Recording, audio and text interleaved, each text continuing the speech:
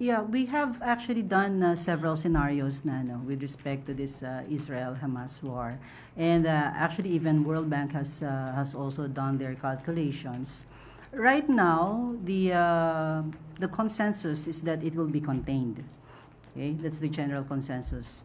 But in the event that that it escalates, again, very clear tayo sa priorities natin. Number one is to make sure that our OFWs there are safe, that we can bring them back safely.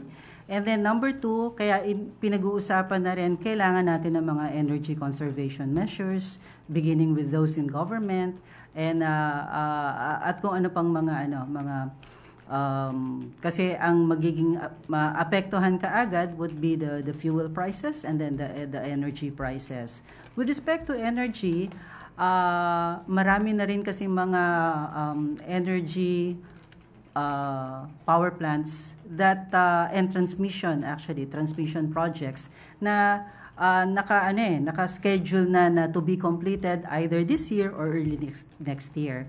So ang naging instruction ay to make sure na they will be on schedule.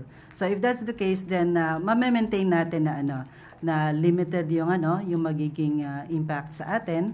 But like I said, priority pa rin talaga natin yung safety ng mga OFWs natin.